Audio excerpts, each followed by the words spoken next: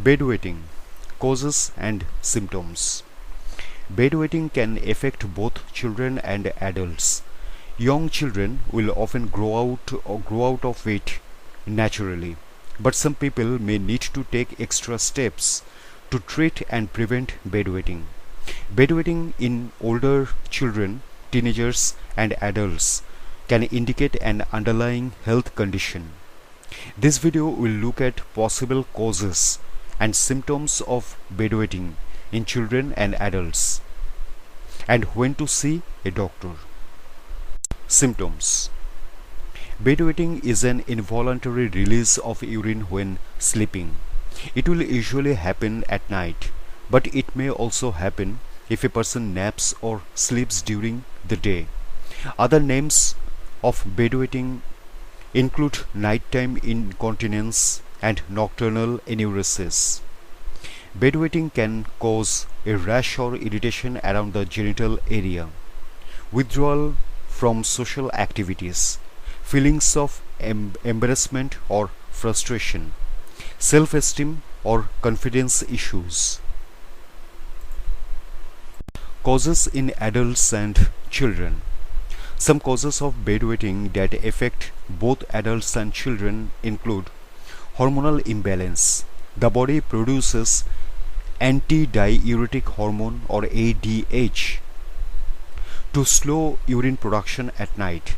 If the body is not producing enough ADH, or if the kidneys are not responding to the hormone as usual, it can cause bedwetting. Genetics. People are more likely to wet the bed if they have a family history of bedwetting. Bladder capacity.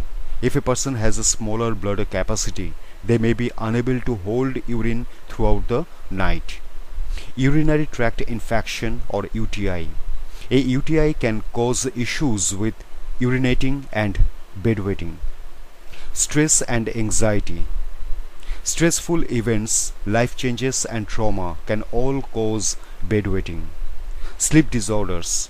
Obstructive sleep apnea and sleepwalking can cause the body to produce atrial natriuretic peptide. This is a substance that increases diuresis or excretion of urine, which leads to more urine production. Children. Some of the following causes of bedwetting are specific to children. An undeveloped connection between the brain and bladder. The brain and bladder communicate to control urination. In some children, this connection may be slow to develop. During deep sleep, a child may not recognize the need to wake up to empty their bladder. Type 1 diabetes.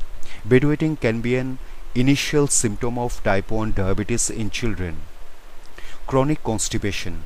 If stools remain in the bowel, it can put excess pressure on the bladder, possibly leading to a lack of control over urination. Problems with the urinary tract or nervous system. If the structure of the urinary tract or nervous system has not developed properly, it may cause bedwetting. Attention deficit hyperactivity disorder or ADHD. Children with ADHD are more likely to wet the bed. Caffeine and carbonated beverages. Both caffeinated and carbonated beverages can cause the kidneys to increase urine production in children. Adults. A variety of factors can cause bedwetting in adults. This include overactive bladder muscles. Overactive bladder muscles can cause nighttime urination. Around 70 to 80% of adults who wet the bed have overactive bladder muscles.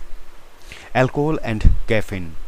Both alcohol and caffeine can affect the bladder muscles and increase the rate at which the body produces urine, which may increase the risk of bedwetting. Stress. Severe stress and anxiety can both cause bedwetting. Side effects of certain medications may cause bedwetting. Medications that may increase the risk of bedwetting include hypnotics, medications for insomnia, psychiatric medications, medications to treat anxiety, medications for cardiovascular and blood pressure conditions. If none of the above are causing bedwetting in adults, the behavior could indicate an underlying medical condition. Treatment and prevention. For children, treatment for bedwetting in children will depend on the underlying cause. People may want to try a bedwetting alarm, which sounds when the alarm detects wetness. Taking steps to help prevent bedwetting can also be effective. Options to try include limiting fluid intake in the evening or 1 to 2 hours before bedtime, avoiding caffeine and carbonated drinks as this can stimulate the bladder, encouraging children to use the bathroom at night and making it easy for them to access, using night lights if this helps, encouraging children to use the bathroom at the beginning of their bedtime routine and just before they get into bed to empty the bladder, encouraging children to use the bathroom regularly throughout the daytime to develop positive toilet habits. The following measures may also help: helping or encouraging children to wash their genital area after bedwetting to reduce the chance of irritation or rashes, changing any wet clothing and bedding straight away, using a plastic mattress cover, talking to children about bedwetting and letting them know that is not their fault and nothing to feel embarrassed or anxious about. Not talking about bedwetting in front of people outside of healthcare professionals, as this may make children feel more anxious or embarrassed. Discouraging any teasing from siblings or family members. People may find that a combination of techniques is the most effective way of treating and preventing bedwetting in children.